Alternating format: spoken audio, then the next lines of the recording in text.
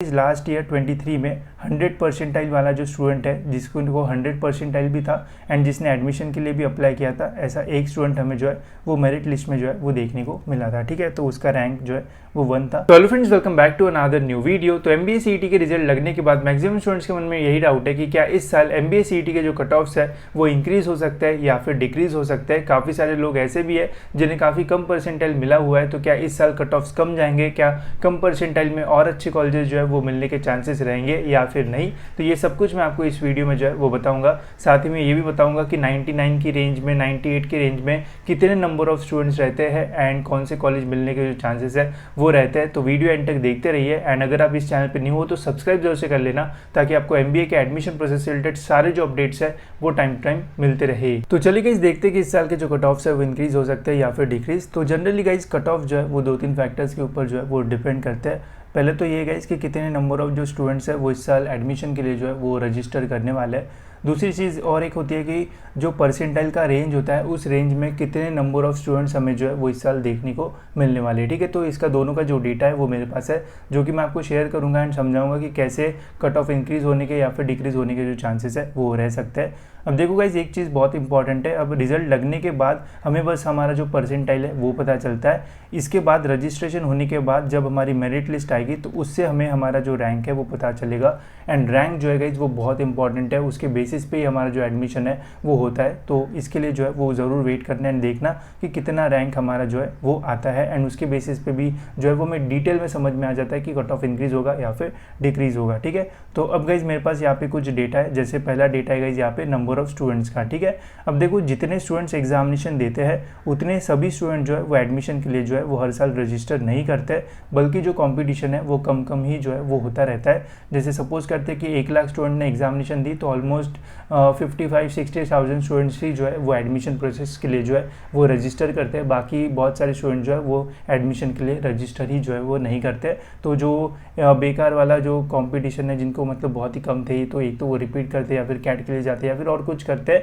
तो जो main competition है वो एडमिशन में आता है एंड वहाँ पे नंबर ऑफ स्टूडेंट्स तो कम हो जाते हैं, बट जो अच्छे परसेंटाइल वाले स्टूडेंट है, जिनको एडमिशन लेना फोकस्ड वाले स्टूडेंट्स है, वो हमें जो है वो ज़्यादा देखने को मिलते हैं यहाँ पे रजिस्ट्रेशन के टाइम। ठीक है, अब देखो 2022 में जो है वो ऑलमोस्ट 45,853 स्टूडेंट्स ने जो है वो रजिस्टर किया था एंड 2023 में ये जो नंबर है वो बढ़ के 50,000 के आसपास जो है वो आ चुका था। ठीक है, अब यहाँ पे पहले जो नंबर ऑफ स्टूडेंट एग्जाम जिन्होंने दी थी वो बहुत बड़ा नंबर था, बट रजिस्टर बहुत कम ने किया था। यहाँ पे भी सेम वैसा ही हमें जो है वो देखने को मिला था। ठीक है, अब देखो गाइज, अगर नंबर ऑफ स्टूडेंट्स बढ़ते हैं तो फिर यहाँ पे जो कट ऑफ्स है उनके भी बढ़ने के जो चांसेस है वो बढ़ जाते हैं। बिकॉज अगर जितने ज़्यादा स्टूडेंट्स एग्जाम देंगे, जितने ज़्यादा स्टूडेंट रजिस्ट्रेशन करेंगे एडमिशन के लिए, उतनी प्रोबेबिलिटी बढ़ेगी कि 99, 94, 95, 96 परसेंटाइल के रेंज में जो नंबर ऑफ स्टूडेंट्स है वो बढ़ जाए, जिसकी वजह से कट ऑफ जो है वो बढ़ सकते हैं। ठीक है, अब इस साल गाइज क्या नंबर ऑफ स्टूडेंट्स ज़्यादा थे या फिर कम थे वो भी मैं आपको बताता हूँ। अब देखो जनरली एग्जामिनेशन इस साल जो है वो 9th and 10th of March को जो है वो कंडक्ट की जाने वाली थी, बट फिर एक नोटिस आया CET सेल के तरफ से कि इस साल नंबर ऑफ स्टूडेंट ज़्यादा होने के कारण 11th ऑफ मार्च को जो एक्स्ट्रा स्लॉट जो है वो बढ़ाया गया था। तो और एक एक्स्ट्रा स्लॉट बढ़ाया गया था ताकि सभी स्टूडेंट जो है वो एग्जामिनेशन दे पाए। तो इससे तो यही लग रहा है कि इस साल काफ़ी सारे स्टूडेंट्स ने जो है वो examination the and last year से तो ज़्यादा ही स्टूडेंट्स ने जो है वो एग्जामिनेशन दी होगी। ठीक है, अगर ज़्यादा स्टूडेंट्स ने एग्जामिनेशन दी है तो फिर जो रजिस्ट्रेशन करने वाला नंबर है उसके भी बढ़ने के जो चांसेस है वो रहेंगे एंड फिर कट ऑफ बढ़ने के भी थोड़े जो चांसेस है वो लग रहे हैं। ठीक है, अभी के टाइम पे, बट जब डेटा आएगा तब हमें क्लियर कट जो है वो पता चल जाएगा। ठीक है, तो इस साल तो लग रहा है कि ज़्यादा नंबर स्टूडेंट ने जो है वो एग्ज़ाम दी थी, तो रजिस्ट्रेशन भी जो है ज़्यादा नंबर ऑफ स्टूडेंट करेंगे। अब इसके अलावा और एक डेटा इंपॉर्टेंट है जो कि है गाइस ये वाला डेटा, जिससे हमें ये पता चलता है कि कौन से परसेंटाइल के रेंज में कितने स्टूडेंट जो है वो लाई करते हैं, जिससे हमारा जो रैंक है वो भी डिसाइड होता है एंड पता चलता है कि हमें कौन से कॉलेज जो है वो मिल सकते हैं। ठीक है, अब देखो गाइस यहाँ पे मैंने 22 एंड 23 का जो डेटा है वो डाला है, जिसे हम रेफ़र करेंगे। अब देखो गाइस, लास्ट ईयर 23 में 100 परसेंटाइल वाला जो स्टूडेंट है जिसको 100 परसेंटाइल भी था एंड जिसने एडमिशन के लिए भी अप्लाई किया था, ऐसा एक स्टूडेंट हमें जो है वो मेरिट लिस्ट में जो है वो देखने को मिला था। ठीक है, तो उसका रैंक जो है वो 1 था। फिर 99.99 से लेके तो 99 के रेंज में 2023 में 619 स्टूडेंट्स हमें जो है वो देखने को मिले थे, ठीक है। वही 2022 में 686 स्टूडेंट हमें जो है वो देखने को मिले थे, ठीक है। तो यहाँ पे लास्ट ईयर 2023 में थोड़ा आपका जो रैंक है वो इम्प्रूव हुआ था एज़ कम्पेयर टू 2022 में, बिकॉज 22 में यहाँ पे नंबर ऑफ़ स्टूडेंट्स ज़्यादा थे एंड 23 में यहाँ पे कम थे, तो यहाँ पे आपका जो रैंक है वो इम्प्रूव हो गया था, ठीक है। वही अगर हम देखते नीचे 98 के रेंज में यहाँ पे 498 स्टूडेंट थे, यहाँ पे 500 स्टूडेंट थे, ऑलमोस्ट सेम ही था। फिर यहाँ पे 97 में 525, 466, तो यहाँ पे भी हमें थोड़े रैंक जो है वो इम्प्रूव होते हुए जो है वो देखने को मिले थे, ठीक है। अगर आपको गाइस टॉप कॉलेजेस चाहिए जैसे JBIMS वगैरह चाहिए, तो फिर आपका जो रैंक है वो मतलब आप ये वाली रेंज में जो है वो लाई करना चाहिए, तभी आपको JBIMS वगैरह जो है वो मिलने के चांसेस रहेंगे, ठीक है। अगर आपको टॉप 5 कॉलेजेस ईजिली चाहिए तो आप इस रेंज में जो है वो रह सकते हो, ये वाली रेंज में, तो आपको टॉप 5 कॉलेजेस जो है वो मिलने के चांसेस जो है वो मैक्सिमम रहेंगे।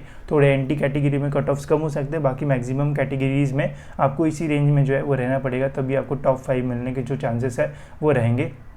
अगर आपको टॉप 10 कॉलेजेस चाहिए तो मिनिमम आपका यहाँ से लेके तो इस वाली रेंज में आप जो है वो रहना चाहिए, तभी जाके आपको टॉप 10 कॉलेजेस जो है वो मिलने के चांसेस जो है वो रहेंगे। यहाँ पे आप देख सकते हो टॉप 10 में 97 के आसपास भी जो है वो मैक्सिमम जाते हैं, बट कुछ कैटेगरीज में 96 में भी जो है वो आपको मिलने के चांसेस रह सकते हैं, ठीक है। तो मिनिमम अगर आपको टॉप 10 में एंट्री करना है तो आपका जो रैंक है वो 2000 या फिर उसके नीचे रहना चाहिए, तभी जाके आपको अच्छे कॉलेज मतलब एकदम टॉप कॉलेज मिलने के जो चांसेस है वो रहेंगे। अगर आपकी कैटेगरी है तो फिर आपको और कम कट ऑफ्स में भी जो है वो मिल सकता है, बट जनरली ये रहता है तो एकदम सेफ स्कोर रहेगा एंड एकदम टॉप कॉलेजेस में आप जो है वो एडमिशन ले पाओगे, ठीक है।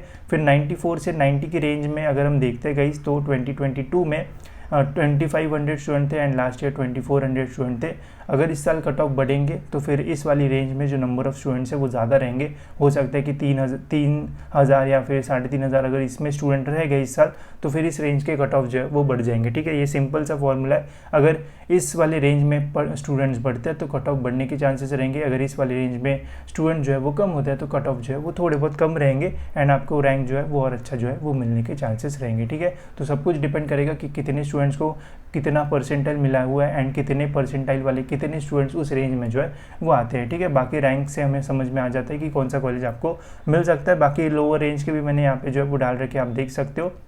एंड 2024 की जब मेरिट लिस्ट आएगी गाइस तो 2024 का यहाँ पे जो डेटा है वो आएगा एंड फिर हम दोनों को जो है वो कंपेयर करेंगे। अब क्यों कंपेयर करेंगे, देखो जब कैप राउंड 1 हमारा स्टार्ट होगा तो कैप राउंड 1 के लिए गाइस हम जो है वो 2023 के जो कट ऑफ्स है वो रेफर करेंगे, ठीक है, बिकॉज वही सारे जो लेटेस्ट कट ऑफ्स है वो अवेलेबल है। 2024 के कट ऑफ अभी नहीं आएंगे, ठीक है। तो कैप राउंड 1 जब 2024 का शुरू होगा तो हम 2023 के कट ऑफ जो है वो रेफर करेंगे ताकि हम अपनी कॉलेज की जो लिस्ट है वो बना पाए। जैसे ही इस साल का कैप राउंड 1 जो है वो ख़त्म होता है तो फिर कैप राउंड 1 के जो लेटेस्ट 2024 के कट ऑफ्स है वो रिलीज़ होंगे, जो कि ऑलमोस्ट इसके आसपास ही रहते हैं, बट वो लेटेस्ट रहेंगे तो वो हम जो है वो रेफ़र करेंगे। एंड फिर जब हमें कैप राउंड 2 का फॉर्म भरना पड़ेगा तो उस टाइम हम 2023 के कट ऑफ जो है वो रेफ़र नहीं करेंगे, बल्कि हम कैप राउंड 1 का जो 2024 का कट ऑफ आया है उसे जो है वो मतलब पूरा रेफ़र करेंगे एंड अपना कैप राउंड 2 का जो फॉर्म है वो डिज़ाइन करेंगे, ठीक है। तो ऐसा पूरा होता है, इसलिए ये एनालाइज करना इंपॉर्टेंट है, क्योंकि लास्ट ईयर के कट ऑफ्स रेफर करेंगे तो इस साल अगर हम कंपेयर करते हैं कि कितने स्टूडेंट है तो उससे समझ में आ जाता है कि इंक्रीज़ होगा या फिर डिक्रीज़ होगा, ठीक है। तो इस बार चांसेस लग रहे हैं कि थोड़ा बहुत कट ऑफ जो है वो इंक्रीज़ हो सकता है, बिकॉज नंबर ऑफ स्टूडेंट्स भी ज़्यादा है एंड रजिस्टर भी ज़्यादा करेंगे, तो प्रोबेबिलिटी है कि इंक्रीज़ हो सकता है। अब कितना इंक्रीज़ होगा वो मैं आपको बताऊंगा जब मेरिट लिस्ट जो है वो इंक्रीज आएगी एंड तब हमें पता चल जाएगा।